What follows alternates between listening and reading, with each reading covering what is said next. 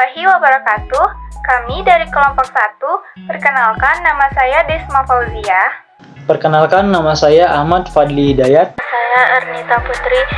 Perkenalkan nama saya Tommy Andi Saputra. Saya Feruzi Esafatin. Perkenalkan nama saya Alivia Herli Nabela. Perkenalkan nama saya Dita Anggrini Saragi. Saya Enda Rizka. Perkenalkan nama saya Muhammad Noval. Perkenalkan saya Dia Yusra. Saya Aska Salsabila. Perkenalkan nama saya Sofia Klanda. Perkenalkan nama saya Mapuza Abdullah Marah.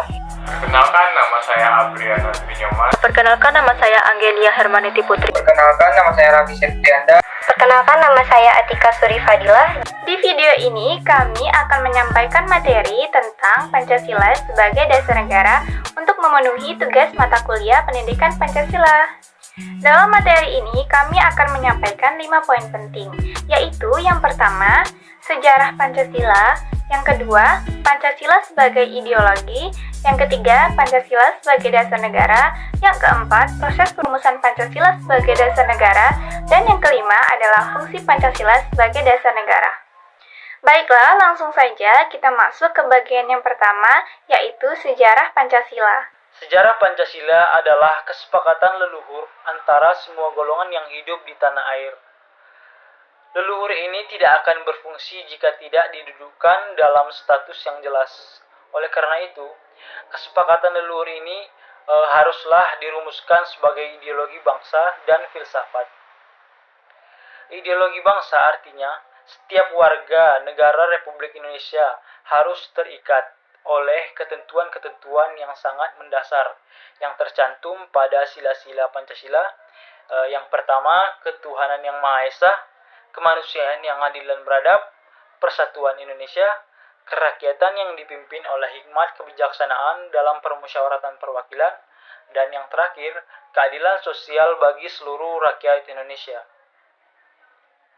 Sejarah pembuatan Pancasila ini juga berasal dari pemberian janji kemerdekaan yang di kemudian hari kepada bangsa Indonesia oleh Perdana Menteri Jepang pada kala itu, yaitu Kuniaki Koiso, sekitar pada tanggal 7 September 1944. Pemerintah Jepang kemudian membentuk BPUPKI.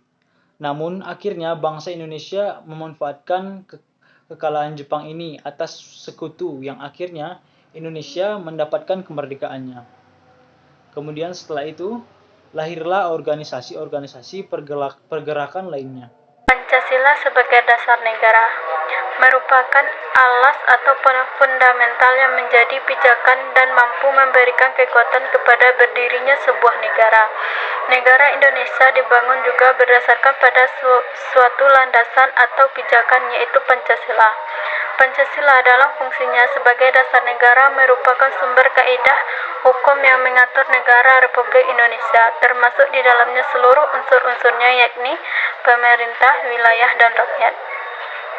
Pancasila dalam kedudukannya seperti inilah yang merupakan dasar pijakan penyelenggaraan negara dan seluruh kehidupan negara Republik Indonesia.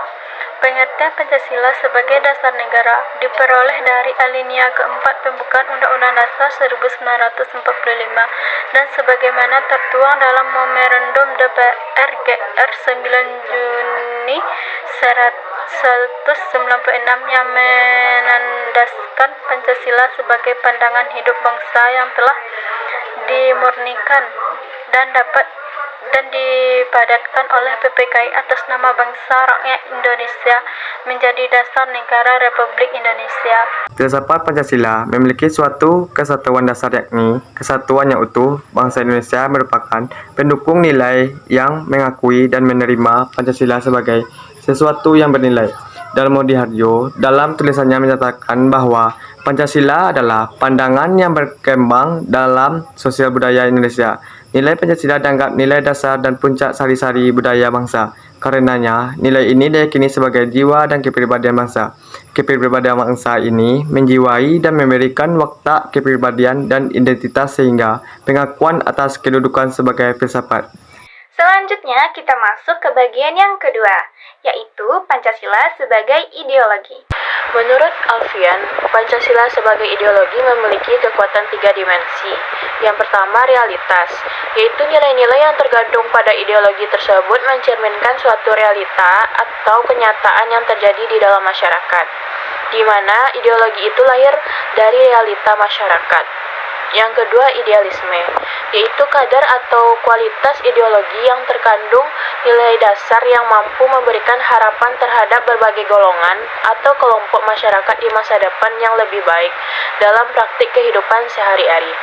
Dan yang ketiga, fleksibilitas, yaitu suatu kemampuan sebuah ideologi dalam mempengaruhi maupun menyesuaikan diri dengan perkembangan zaman. Mempengaruhi memiliki arti di mana ideologi ikut dalam proses perkembangan zaman tanpa menghilangkan jati diri sebuah ideologi itu tersebut. Nilai dasar dari ideologi itu sesuai dengan realita baru di zaman saat ini. Saya akan menjelaskan fungsi Pancasila sebagai sebuah ideologi. Yang pertama, memperkokoh persatuan bangsa. Yang kedua, mengarahkan bangsa Indonesia menuju tujuannya serta membimbing bangsa dalam membangun. Ketiga, memelihara dan mengembangkan identitas bangsa sebagai dasar dalam pembentukan karakter bangsa yang berdasarkan Pancasila. Yang keempat, menjadi dasar nilai dalam melakukan suatu kritik mengenai keadaan bangsa dan negara. Yang terakhir, Pancasila memiliki peran dalam setiap lini kehidupan bangsa, seperti dalam kehidupan ketatanegaraan, politik, serta dalam mengatur kehidupan masyarakat. Pancasila menjadi ideologi yang tidak bersifat kaku dan tertutup. Sebaliknya, Pancasila menjadi ideologi yang bersifat reformatif, dinamis, dan terbuka. Setelah Pancasila sebagai ideologi, kita masuk ke bagian yang ketiga, yaitu Pancasila sebagai dasar negara. Pancasila sebagai dasar negara. Negara adalah sesuatu yang hidup, tumbuh, ada, dan dapat mati atau musnah. Sehingga pengertian dari dasar negara mengandung arti dasar atau landasan, tujuan yang menentukan arah negara, tujuan negara, dan target. Sebagai dasar negara, Pancasila menyatakan bahwa negara Indonesia adalah negara yang menopang ketuhanan, rakyat, persatuan, keadilan adalah kekuatan dasar rakyat dan negara. Pancasila adalah dasar negara yang berarti bahwa setiap unsur konstitusi di negara Kesatuan Republik Indonesia harus didasarkan pada nilai-nilai Pancasila, yang artinya Pancasila harus tetap menjadi ruh atau kekuatan yang menggerakkan kegiatan-kegiatan yang bertujuan untuk mendirikan negara. Konsep Pancasila sebagai dasar negara dikemukakan oleh Insinyur Soekarno dalam pidato pada hari terakhir rapat pertama BPUPKI pada tanggal 1 Juni 1945. Soekarno yang kandungan Pancasilanya menjadi falsafah negara atau falsafah menggerutu untuk Indonesia merdeka. Sampailah kita di bagian yang keempat, yaitu proses perumusan Pancasila sebagai dasar negara. Proses perumusan Pancasila sebagai dasar negara yang pertama yaitu pembentukan BPUPKI, yang kedua sidang pertama BPUPKI yang disanakan pada tanggal 29 Mei sampai 1 Juni 1945. Sidang kedua BPUPKI tanggal 10 sampai 16 Juli 1945. Yang keempat Piagam Jakarta, yang kelima pembentukan panitia persiapan kemerdekaan Indonesia atau PPKI. Yang keenam rumusan akhir yang ditetapkan tanggal 18 Agustus 1945. Baiklah, pembentukan PPUPKI adalah Jenderal Kumakichi Harada adalah komandan pasukan Jepang di Jawa dan mengumumkan pembentukan BPUPKI. Lalu pada tanggal 28 April 1945 diumumkan pengangkatan anggota BPUPKI. Pergelatan upacara resminya digelar gedung Chuosangi Inn di Pajamban, Jakarta. Sekarang gedung Departemen Luar Negeri. BPUPKI beranggotakan 67 orang, termasuk 7 orang anggota dan 4 orang Cina dan Arab. Jabatan Ketua BPUPKI adalah Rajiman Widyo Diningrat. Wakil Ketua BPUPKI adalah Ichibangs, Jepang. Dan sebagai sekretariatnya adalah RP Sueraso. Sidang pertama BPUPKI membahas tentang rumusan dasar negara untuk Indonesia merdeka. Sidang BPUPKI yang pertama berlangsung dari tanggal 29 Mei sampai 1 Juni 1945. Dalam sidang pertama BPUPKI membahas tentang rumusan dasar negara. Selanjutnya dalam sidang BPUPKI dilaksanakan di Gedung Chua Sang In dan sekarang dikenal dengan sebutan Gedung Pancasila. Adapun dari hasil sidang pertama BPUPKI membahas tentang dasar negara. Hasil sidang pertama BPUPKI adalah Pancasila. Akhirnya Pancasila diterapkan sebagai dasar negara Indonesia. 3 tokoh nasionalis yang mengutarakan ide-ide pokok mengenai dasar negara Republik Indonesia. Yang pertama, Mr. Muhammad Yamin, yaitu pri kebangsaan, pri kemanusiaan, pri ketuhanan, pri kerakyatan, kesejahteraan rakyat. Yang kedua, Profesor Dr. Supomo, yaitu persatuan, kekeluargaan, keseimbangan lahir dan batin musyawarah, keadilan rakyat.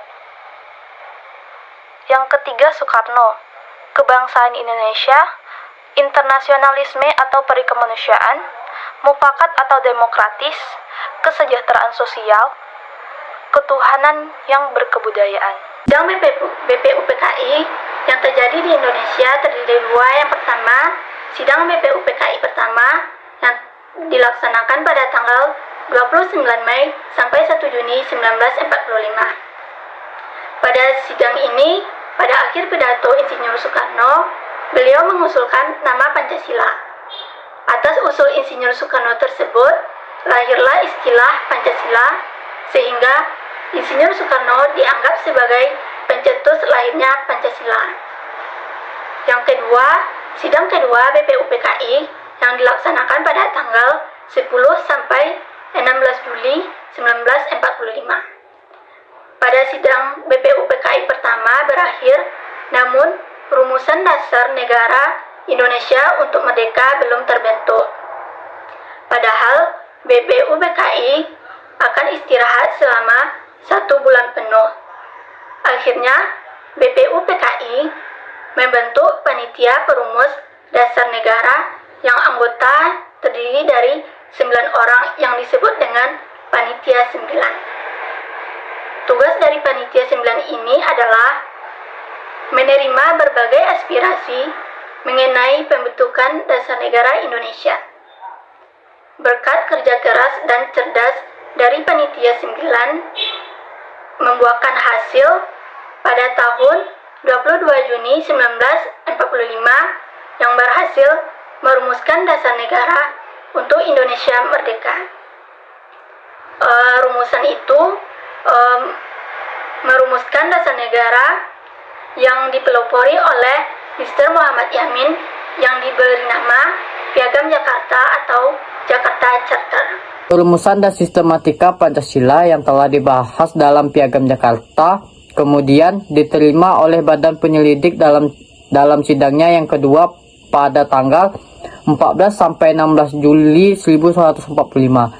Namun, walaupun rumusan Pancasila sudah diterima oleh Badan Penyelidik, belum berarti rumusan Pancasila sudah mencapai final karena belum adanya perwakilan yang representatif atau mewakili berbagai unsur. Saya akan menjelaskan tentang isi dari Piagam Jakarta tersebut. Yang pertama itu ada ketuhanan dengan kewajiban menjalankan syariat Islam bagi pemeluk-pemeluknya. Yang kedua itu kemanusiaan yang adil dan beradab. Yang ketiga, persatuan Indonesia. Yang keempat, kerakyatan yang dipimpin oleh hikmat kebijaksanaan dalam permusyawaratan perwakilan. Dan yang terakhir, yang kelima yaitu keadilan sosial bagi seluruh rakyat Indonesia. Pembentukan Panitia Persiapan Kemerdekaan Indonesia atau yang disingkat dengan PPKI. Tanggal 7 Agustus 1945, BPUPKI dibubarkan di Jepang. Untuk menindaklanjutkan hasil kerja dari BPUPKI, maka Jepang membentuk PPKI. Lembaga tersebut dalam bahasa Jepang disebut juga dengan Dokuritsu Jumbi Ikai. Anggota PPKI terdiri dari 21 orang untuk seluruh masyarakat Indonesia. 12 orang mewakili dari Jawa, 3 orang dari Sumatera, 2 orang wakil dari Sulawesi, dan seorang wakil Sunda Kecil, Maluku, serta penduduk Cina. Pada tanggal 18 Agustus 1945, Ketua PPKI menambah 6 anggota lagi, sehingga anggota PPKI berjumlah 27 orang. Terdiri dari Jawa 3 orang, Sumatera 2 orang dari Sulawesi, 1 orang dari Kalimantan, 1 dari Nusa Tenggara, dan 1 orang dari Maluku, serta 1 orang dari golongan Tionghoa. Dan pada akhirnya bertambahlah 6 orang lagi. Rumusan akhir yang ditetapkan pada tanggal 18 Agustus 1945. Dari sidang pertama PPKI menghasilkan beberapa keputusan sebagai berikut. Yang pertama yaitu mengesahkan Undang-Undang Dasar Negara Republik Indonesia dengan jalan. Yang A yaitu menetapkan Piagam Jakarta dengan beberapa perubahan menjadi pembukaan Undang-Undang Dasar Negara Republik Indonesia. Yang kedua yaitu menetapkan rancangan hukum dasar dengan beberapa perubahan menjadi Undang-Undang Dasar Negara Republik Indonesia, yang kemudian dikenal dengan Undang-Undang Dasar 1945. Yang kedua yaitu memilih Insinyur Soekarno sebagai Presiden dan Muhammad Hatta sebagai Wakil Presiden Republik Indonesia. Yang ketiga yaitu sebelum terbentuknya Majelis Permusyawaratan Rakyat atau MPR, kekuasaan dijalankan oleh Presiden dengan dibantu oleh Komite Nasional Indonesia yang kemudian dikenal sebagai Badan Musyawarah Darurat.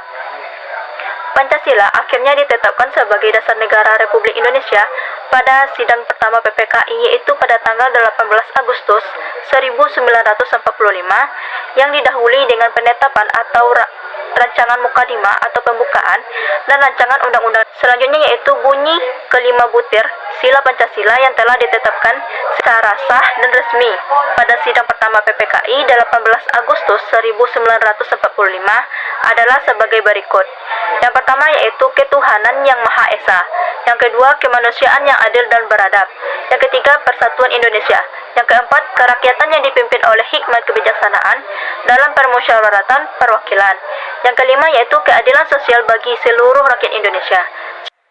Berakhirnya bagian keempat, proses perumusan Pancasila, maka kita masuk ke bagian yang kelima, yaitu fungsi Pancasila sebagai dasar negara. Fungsi Pancasila sebagai dasar negara dapat dikelompokkan jadi dua, yaitu fungsi umum dan fungsi pokok. Adapun fungsi umum Pancasila sebagai dasar negara, yaitu sebagai berikut. Yang pertama, Pancasila sebagai panduan hidup. Yang kedua, Pancasila sebagai sumber dari segala hukum. Yang ketiga, Pancasila sebagai perjanjian luhur. Dan yang terakhir, Pancasila sebagai pasangan hidup. Lanjut, fungsi pokok. Adapun fungsi pokok Pancasila sebagai dasar negara. Yang pertama, mempererat kesatuan dan persatuan bangsa Indonesia. Yang kedua, membimbing dan mengarahkan bangsa menuju tujuan.